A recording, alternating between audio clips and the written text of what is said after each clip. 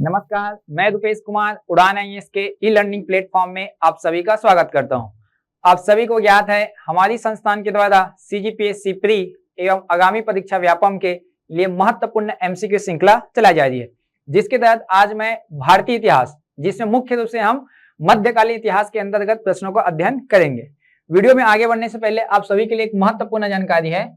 हमारी संस्थान के द्वारा सीजीपीएससी प्री, जिसका हाल ही में नोटिफिकेशन जारी किया गया है, जिसके तहत 11 फरवरी 2024 को परीक्षा निर्धारित की गई है, जिसके लिए हमारी संस्थान में एक टारगेट बैच प्रारंभ किया जा रहा है, जिसमें मुख्य रूप से सी सेट का जो पार्ट है गणित और रीजनिंग का, जिसमें से लगभग 65 से 77 प्रश्न आते हैं। यहाँ से छत्तीसगढ़ सामान्य अध्ययन का जो पार्ट है, जिसमें 50% कवर करता है।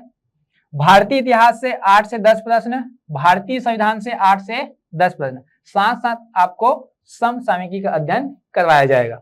ये बैच मुख्य रूप से सीजीपीएससी प्री 2023 ओरिएंटेड होगा। यहाँ पे यह बैच 1 दिसंबर से प्रारंभ हो रही है।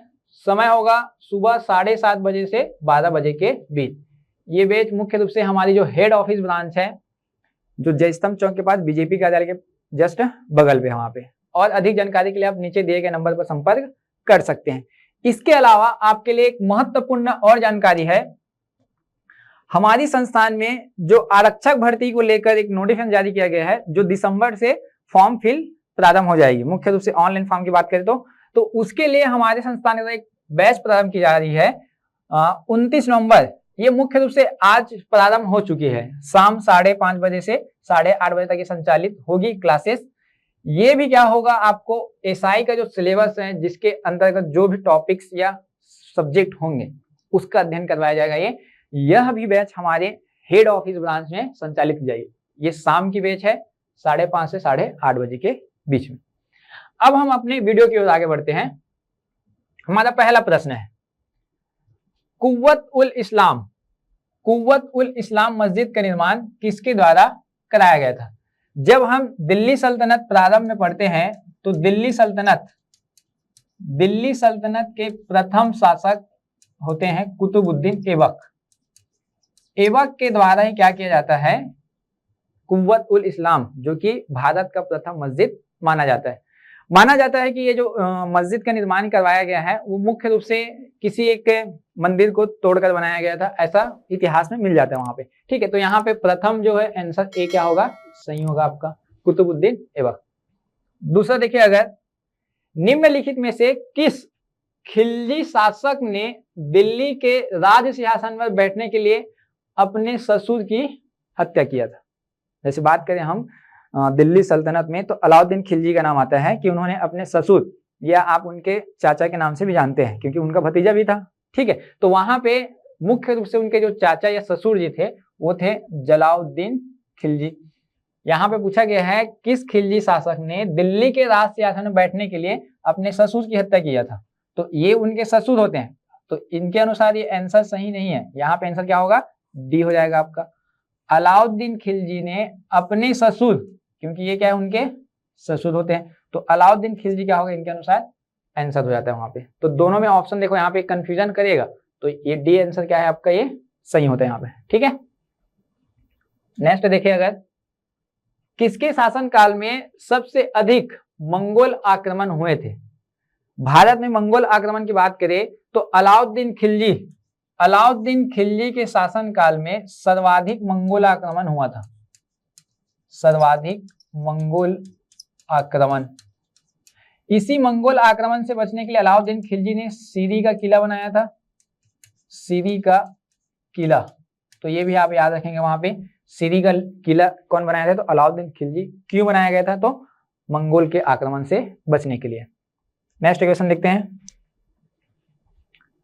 सन 1329 और 1330 के बीच में किसने तांबे के सिक्के के रूप में प्रमाण स्वरूप मुद्रा, सांकेतिक मुद्रा का प्रचलन करवाया था, तो प्रसार करवाया था?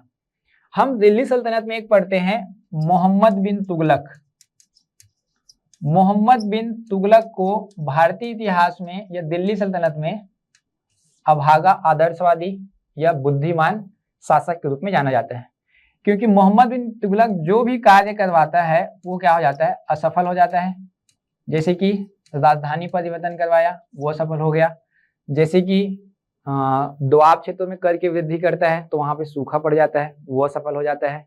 ऐसे 4-5 कार्य होते हैं जहां पे उनके असफल होते हैं। उसी में से एक था आपका सांकेतिक मुद्रा का प्रसार। चांदी की कमी को दूर करने के लिए इसे मोहम्मद बिन तुगलक के द्वारा सांकेतिक मुद्रा का प्रचलन कराया जाता है। तो तांबे का था वो सांकेतिक मुद्रा, जिसमें प्रत्येक घर में टकसाल स्थापित कर लिया गया था।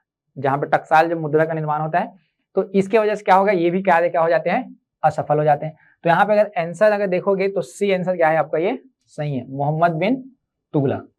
नेक्स्ट क्वेश्चन है, निम्नलिखित में से कौन अपने को बुत सिकन या मूर्ति भंजक कहता था?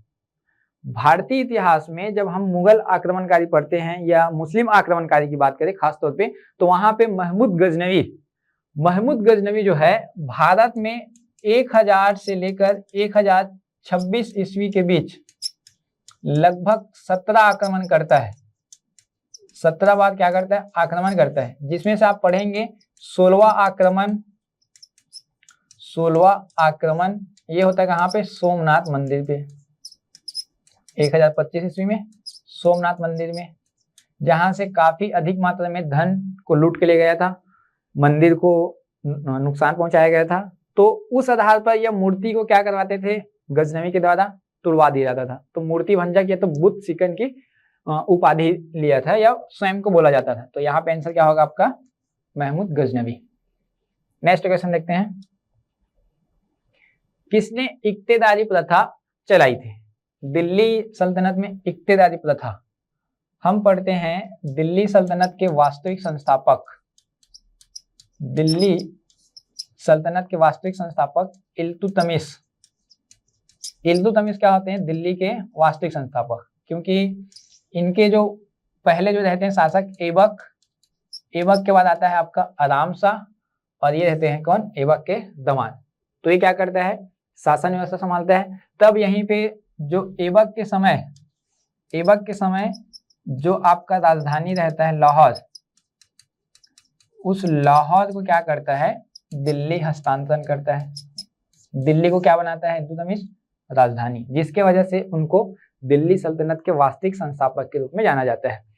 तब उन्होंने क्या किया, अपने प्रशासन को सही तरीके से चलाने के लिए एक परंपरा चालू करता है, प्रणाली, जिसको बोला जाता है क्या, एकता प्रथा या एकता प्रणाली के नाम से जाना जाता है, जिसमें मुख्य रूप से प्रशासनिक रूप से क्षेत्र का विभाजन बोल सकते हो, या तो उनके सामंत के रूप में काम करने वाले व्यक्ति जो क्या करते थे, वो एकता मतलब एक व्यक्ति को नियुक्त किया जाता था और एक क्षेत्र दे दिया जाता था, वहां पे, ठीक है, प्रशासन के रूप में था, मतलब भूमि का विभाजन था वहां पे, जहां से वो क्या करते थे, रिवेन्यू कलेक्ट करते थे मुख्य रूप से वहां पे, ठीक है। तो यहाँ पे क्या है आंसर आपका इल्तुतमिश। नेक्स्ट क्वेश्चन देखते हैं, निम्न में से कौन गुलरुखी के उपनाम से कविताएं लिखा करता था? दिल्ली सल्तनत में सिकंदर लोदी जो कि गुलरुखी के नाम से फारसी भाषा में कविताएं लिखा करता था। तो आंसर क्या हो जाएगा आपका, डी आंसर आपका ये सही होगा। नेक्स्ट देखते हैं, दिल्ली पर शासन करने वाला निम्न वंशों का सही क्रम क्या है? दिल्ली पे जो शासन किया था सबसे पहले ऐबक वंश, या तो उसी को गुलाम वंश बोला जाता है, एक है आपका ऐबक वंश या गुलाम वंश, ऐबक वंश या यही क्या है गुलाम वंश। ये जो शासन किया था 1206 ईस्वी से लेकर 1290 ईस्वी के आसपास। ये इसके बाद आता है आपका खिलजी वंश, ये शासन करता है 1290 से लेकर 1320 ईस्वी तक। इसके बाद आता है आपका तुगलक वंश, ये आता है 1320 से लेकर 1414। तुगलक वंश के बाद आता है आपका सैयद वंश, ये 1414 से लेकर 1451, और अंतिम रूप से रहता है आपका लोदी वंश। तो लोदी वंश होता है 1451 से लेकर 1526, यहाँ तक शासन व्यवस्था यहाँ पे रहता है यहाँ पे, ठीक है। तो यहाँ पे पूछा गया है कि दिल्ली में शासन करने वाले राजवंशों का क्रम पूछा गया है। तो यहाँ पे देखो सबसे पहला कौन सा है, ऐबक वंश। तो यहाँ पे गुलाम वंश बोला जाता है, तो यहाँ पे है, ये वाला कैंसल। सेकेंड नंबर में कौन सा है आपका, खिलजी वंश, यहाँ भी है, यहाँ भी है। थर्ड में कौन सा है आपका, तुगलक वंश, तो वहां पे तुगलक वंश 5, तो ये 5 हो गया। फिर आपका 4 में सैयद वंश और 3 में लोधी वंश। तो बी आंसर क्या होगा आपका, ये सही यहाँ पे आंसर होता है। ठीक है, नेक्स्ट क्वेश्चन देखते हैं। सूची 1 को सूची 2 से सुमेलित करना है। यहाँ पे सूची 1 में कुछ कुछ टैक्स कर स्लैब दिया गया है और उस किसके ऊपर लगाया जाता था, क्या बोला जाता था। हिंदुओं द्वारा दिया जाने वाला भूमि कर, ये मुख्य रूप से फिरोज शाह तुगलक वंश में है। एक फिरोज शाह तुगलक के समय का है ये, ठीक है, जो भी टैक्स लगाया गया है। तो हिंदुओं द्वारा भूमि कर जो दिया जाता था उसको बोलते थे खरास, जो कि अपनी भूमि का 1/10वां हिस्सा टैक्स के रूप में देते थे।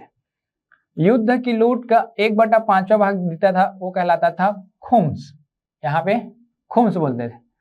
मुस्लिमों द्वारा दिए जाने वाला जो भूमि कर होता था वो मुख्य रूप से कहलाता था उस्र। मुस्लिमों द्वारा लगने वाला आर्थिक कर या राजस्व कर जिसका 2.5% टैक्स रूप में दिया जाता था वो कहलाता था आपका जकात। तो यहाँ पे अगर ऑप्शन देखोगे, ए का है 2, यहाँ भी है, यहाँ भी है। युद्ध की लूट का 1/5वां भाग, बी का 1, तो ये बी का 1, तो ये भी गलत हो गया। तो आंसर क्या होगा आपका, ये ए आंसर आपका क्या होगा यहाँ पे सही होता है। ठीक है, नेक्स्ट क्वेश्चन देखते हैं। कथन ए, यहाँ पे दिया गया है अलाउद्दीन दक्षिणी अभियान धन प्राप्ति के लिए अभियान किए थे। ठीक है, अलाउद्दीन खिलजी ने दक्षिण अभियान किया था, वो धन की प्राप्ति के लिए किया था। कारण क्या बोलता है, वह दक्षिणी राज्यों को कब्जे में करना चाहता था। तो अगर हम देखते हैं अलाउद्दीन खिलजी जब दक्षिण अभियान करता है, तो जैसे कि देवगिरी को, होयसल को पराजित करता है, वहां पे ऐसा करते हुए पांड्य को पराजित करेगा। तो मुख्य रूप से 4 राजवंश को वहां पे पराजित करता है।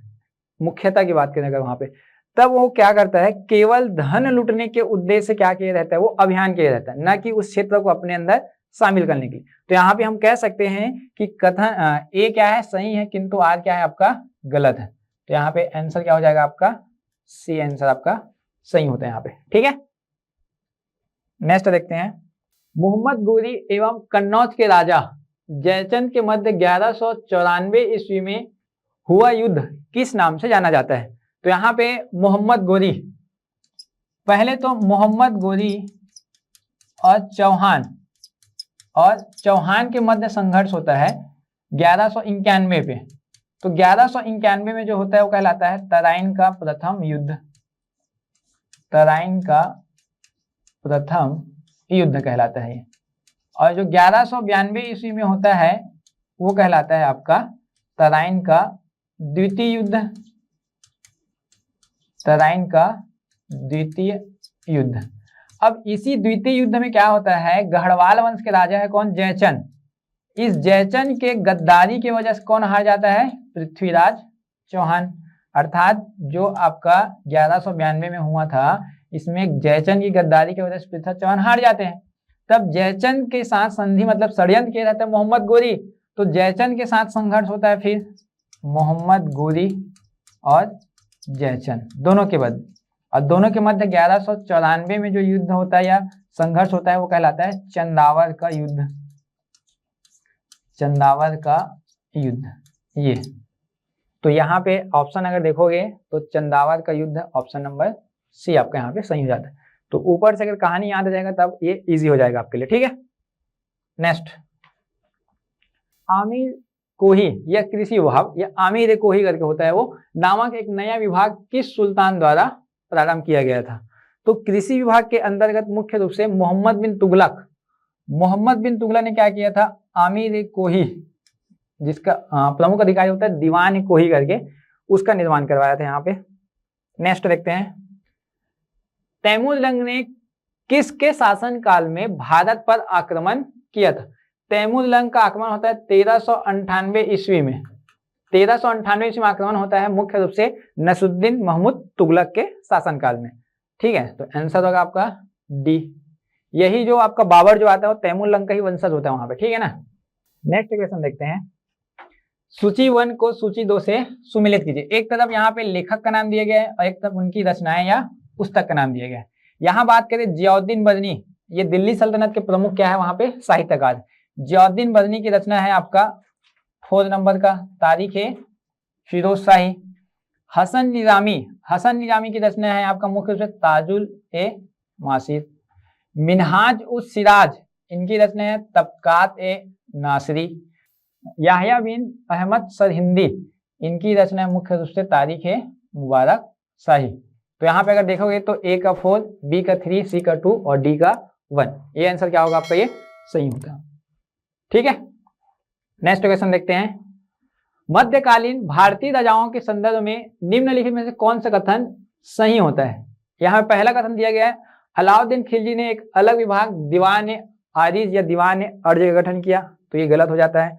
आप इसको बोलते हो बलबन वंश में। गयासुद्दीन बलबन जब पढ़ते हो तो एक मुख्य रूप से सैन्य विभाग बनाया जाता है, दीवान आरिज कहलाता है। बलबन ने अपनी सेना के घोड़ों को दागने की प्रथा चालू किया था, जिसको दाग प्रथा बोला जाता है, लेकिन वो अलाउद्दीन खिलजी ने चालू किया था, तो ये कथन भी गलत हो जाता है आपका। महमूद बिन तुगलक के बाद दिल्ली की गद्दी पर उनके चाचा बैठे थे, ये भी गलत है आपका। चौथा कथन देखो, फिरोज शाह तुगलक ने गुलामों का एक पृथक रूप से या अलग रूप से दीवान बंदागान का गठन किया था, तो ये आपका क्या है, ऑप्शन सही होता है। यहाँ पे पूछा गया है कि सही कौन सा है यहाँ पे, ठीक है। नेक्स्ट क्वेश्चन देखते हैं। दीन इलाही नामक नया धर्म किसके शासनकाल में शुरू किया गया था। दीन इलाही धर्म मुख्य रूप से अकबर ने अपने शासनकाल में चालू करवाया था। दीन इलाही धर्म अकबर के शासनकाल में, ध्यान देंगे वहां पे, ठीक है। नेक्स्ट देखते हैं। किस युद्ध में बाबर ने जिहाद, जिसको धर्म युद्ध बोलते हैं, का नारा दिया, साथ साथ तमगा नामक कर को समाप्त किया और युद्ध जीतने के उपरांत गाजी या तो धर्म योद्धा की उपाधि लेता है। जब बाबर भारत में आक्रमण करता है तो 1526 ईस्वी में, ये 1526 1527 ईस्वी यहाँ पे आक्रमण करता है। तो बाबर का आक्रमण सबसे पहला जो होता है वो कहलाता है पानीपत का प्रथम युद्ध। पानीपत का प्रथम युद्ध, इसमें बाबर जो है इब्राहिम लोदी को पराजित करता है। इब्राहिम लोदी जो कि लोदी वंश के अंतिम राजा होते हैं, उनको पराजित कर लेते हैं। 1527 में जो युद्ध होता है उसको बोलते हैं खानवा का युद्ध। खानवा का युद्ध, अब खानवा का युद्ध होता है किनके साथ, राणा सांगा के साथ। राणा सांगा, तो राणा सांगा को पराजित करता है और तमगा नामक कर, गाजी की उपाधि और एक आपका जिहाद का नारा ये दिया जाता है। तो ये 1527 में हुआ था, जिसको बोलते हैं क्या, खानवा का युद्ध। यहाँ पे ये ध्यान देंगे। नेक्स्ट क्वेश्चन देखते हैं। हल्दी घाटी का युद्ध कब लड़ा गया था। हल्दी घाटी का युद्ध मुख्य रूप से अकबर और महाराणा प्रताप, अकबर और महाराणा प्रताप के मध्य क्या हुआ था, संघर्ष हुआ था जून 1576 के मध्य वहां पे, ठीक है। 1576 में हुआ था ये, जिसमें हम पढ़ते हैं कि अकबर के जो सेनापति होते हैं वो मान सिंह, जो इनके नवरत्न में शामिल थे। वहीं बात करें महाराणा प्रताप की तरफ से हकीम खां, ये यहाँ पे शामिल होते हैं। ये सेनापति है दोनों यहाँ पे, है ना, दोनों के मध्य संघर्ष होता है। लेकिन इतिहासकारों का मानना है कि इन दोनों के मध्य संघर्ष जो हुआ था वो मतलब निर्णय क्या ऐसा था, अनिर्णित था। यहाँ पे बोल नहीं सकते कि कौन यहाँ पे पराजय हुआ था या कौन विजित हुआ था वहां पे, ठीक है, क्योंकि यहाँ पे बहुत भयंकर युद्ध होता है दोनों के बीच में। तो अगर देखा जाए तो आंसर क्या होगा आपका 1576 ईस्वी। नेक्स्ट क्वेश्चन देखते हैं। हुमायूं द्वारा लड़े गए 4 प्रमुख युद्धों का तिथि अनुसार सही क्रम अंकित कीजिए। हुमायूं, बाबर के बाद जो शासक होता है मुगल बादशाह, हुमायूं होता है। हुमायूं ने अपने शासन काल में 1530 से 1545 पहला शासनकाल होता है। दूसरा जो शासनकाल होता है 1555 से 1556। जब प्रथम वाला शासनकाल में रहते हैं तो 1531 में देवरा का युद्ध होता है। देवरा का युद्ध, जिसको दौरा यहाँ पे लिखा गया है। 1539 में आपका चौसा का युद्ध होता है। चौसा का युद्ध शेर शाह सूरी के साथ।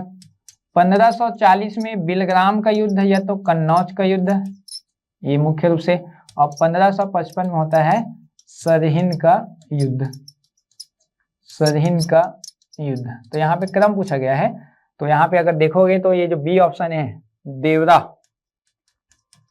देवरा, चौसा, कन्नौज जिसको बिलग्राम भी बोलते हैं, और एक सरहिंद। तो आंसर क्या होगा आपका? बी आंसर यहाँ पे सही होता है यहाँ पे, ठीक है ना। नेक्स्ट, जवाबित का संबंध किससे था? ये मुख्य रूप से जब मुगल बादशाह औरंगजेब एक कानून जारी करता है राज्य के लिए, तो उसको जवाबित एक कानून के नाम से जाना जाता है, या राज्य कानून से संबंधित है। तो ऑप्शन नंबर ए क्या है आपका? ये सही हो जाता है यहाँ पे, ठीक है। नेक्स्ट क्वेश्चन देखते हैं, कौन सा मकबरा द्वितीय ताजमहल कहलाता है? आप एक ताजमहल तो जानते हो जो मुख्य रूप से आपका जो मुमताज बेगम के नाम पे बनाया गया, मतलब उनकी याद में बनाया गया यहाँ पे, ठीक है ना। जो दूसरा मकबरा है जब औरंगजेब बनवाता है, कहाँ पे? दक्षिण पे, जिसको दक्षिण का ताज बोलते हैं, काला ताज बोला जाता है, ठीक है, या बीबी का मकबरा बोलते हैं, जो उनकी पत्नी राबिया दुर्रानी के नाम पे बनाया गया था, ठीक है। तो ऑप्शन सी क्या है आपका? यहाँ पे सही हो जाता है। नेक्स्ट क्वेश्चन देखते हैं, मुगल काल में निम्नलिखित बंदरगाहों में से किसको बाबुल का मक्का या मक्का द्वार के नाम से जाना जाता है? जब मुगल काल था तो भारत में ये जो आपका पश्चिम जो क्षेत्र है, गुजरात, जहाँ पे जगह है सूरत, इस सूरत से ही समुद्री मार्ग से कहाँ जाया जाता था? मक्का मदीना, जिसकी वजह से भारत में इसी सूरत शहर को बोला जाता था क्या? मक्का का द्वार। तो यहाँ पे आंसर क्या है आपका? डी आंसर आपका ये सही होता है। नेक्स्ट देखते हैं, शेर शाह ने असल्फी, रुपया और दाम नामक नए सिक्के चलवाए थे, जिन धातुओं से बने होते थे। यहाँ पे जो असल्फी है, असल्फी जो है मुख्य रूप से सोना का था। रुपया, पहली बार यहाँ पे रुपया प्रयोग हुआ है अभी तक, ये है आपका चांदी का, और एक है आपका दाम, ये है आपका तांबा का या ताम्र का। तो यहाँ पे अगर ऑप्शन देखे जाओ तो सोना, चांदी और तांबा क्रमशः अगर देखे तब वहां पे असल्फी, रुपया और दाम में, ठीक है। नेक्स्ट क्वेश्चन देखते हैं, सूची 1 को सूची 2 से सुमेलित करना है यहाँ पे, है ना। ये अकबर के शासनकाल का है मुख्य रूप से कि उन्होंने क्या क्या कार्य किया था। तो इबादत खाना की बात करें तो अकबर ने 1575 ईस्वी में इबादत खाना की शुरुआत किया था। धर्म गुरुओं से संबंधित था, वो सभा में आयोजन किया जाता था। मजहर एक घोषणा पत्र, ये मुख्य रूप से 1579 में चालू होता है। नौरोज उत्सव का पुनरुद्धार 1580। दीन ए इलाही की घोषणा 1582। तो यहाँ पे देखो, ए का 1, बी का 2, सी का 3 और डी का 4। ऑप्शन नंबर बी क्या होता है आपका? यहाँ पे सही होता है, ठीक है। नेक्स्ट क्वेश्चन देखते हैं, अकबर ने किसे कवि राय या कविराज की उपाधि दिया था? अकबर के शासनकाल में जो 9 रत्न थे, उन 9 रत्न में शामिल बीरबल को क्या किया था? उन्होंने कविराज की उपाधि दिया था वहां पे। यहाँ पे अबुल फजल है जो उनके पुरोहित होते हैं, फैजी जो है उनके राजकवि होते हैं, और अब्दुल रहीम खाना उनके दत्तक पुत्र होते हैं, ठीक है। तो यहाँ पे ध्यान देंगे, ये जो आपका बीरबल है, इनको कविराज की उपाधि का नाम दिया है वहां पे, ठीक है। राजा भी शब्द बोला जाता है। नेक्स्ट देखते हैं, जो चित्रकला के शत्रु हैं, मैं उनका शत्रु हूं, किस मुगल शासक ने कहा था? अर्थात ये है, जहांगीर जब शासन में आता है तब वो क्या है? चित्रकला का प्रेमी होता है, जो अपने शासन काल में चित्रशाला का निर्माण करवाता है अकी राजा की सहायता से, साथ साथ बहुत सारे चित्रों का अंकन करवाता है। तब वहीं पे कहता है, जो चित्रकला का दुश्मन होगा वो भी मेरा दुश्मन होगा, ऐसा मतलब उनका कथन होता है। तो यहाँ पे आंसर क्या होगा आपका? जहांगीर, क्योंकि इनके शासन काल में भारतीय इतिहास में चित्रकला का स्वर्ण काल अगर बोला जाता है तो इनके शासन काल को है, चित्रकला का स्वर्ण काल, ध्यान देंगे यहाँ पे, ठीक है। नेक्स्ट क्वेश्चन देखते हैं, सूची 1 को सूची 2 से सुमेलित कीजिए। यहाँ पे एक तरफ वंश दिया गया है और एक तरफ आपका संस्थापक दिया गया है। ये मुख्य रूप से विजयनगर साम्राज्य का है, क्योंकि जब हम दिल्ली सल्तनत पढ़ते हैं तो वहीं पे तुगलक वंश के समकालीन एक आया रहता है आपका, कौन सा? दक्षिण भारत में विजयनगर साम्राज्य, जिसके अंतर्गत एक पढ़ते हैं हम लोग संगम वंश। संगम वंश के संस्थापक हरिहर एवं बुक्का थे। सालू वंश के संस्थापक सालू नरसी। तुलु वंश के संस्थापक वीर नरसी। आर्यभट्ट वंश के संस्थापक तिरुमल का नाम आता है। तो यहाँ पे ए का 1, बी का 2, सी का 3 और डी का 4, ये आंसर क्या हो जाता है आपका, ये सही हो जाता है। नेक्स्ट क्वेश्चन देखते हैं। विजयनगर के महान साम्राज्य के अवशेष हमको कहां से प्राप्त होते हैं वर्तमान दृष्टिकोण से? तो विजयनगर की बात करें तो विजयनगर मुख्य रूप से दक्षिण में आपका जो कर्नाटक जो राज्य है, कर्नाटक, और इस कर्नाटक पे एक नदी है तुंगभद्रा, तुंगभद्रा नदी के किनारे ये साम्राज्य बसा है जिसको बोलते हैं विजयनगर साम्राज्य, विजयनगर साम्राज्य। इसी विजयनगर साम्राज्य की राजधानी या क्षेत्र बोलेंगे तो हम्पी। ये जो हम्पी है, जो आप हम्पी का रथ देखते हैं, उस हम्पी के रथ से हमको साक्ष्य मिलता है वहां पे कि यहाँ पे एक विजयनगर साम्राज्य रहा होगा। तो यहाँ पे आंसर देखेंगे तो कौन सा आपका, ये सी आंसर आपका क्या है यहाँ पे, सही यहाँ पे, ठीक है। नेक्स्ट, विजयनगर साम्राज्य का जो पहला राजवंश है संगम राजवंश, ठीक है, के नाम से जाना जाता है क्योंकि जो विजयनगर साम्राज्य जो पहला राजवंश है वो संगम वंश बोला जाता है। किस कारण से बोला जाता है, ये क्वेश्चन में यहाँ पे है। पहला है यह तमिल संगम की महानतम से प्रेरित था, ये गलत है।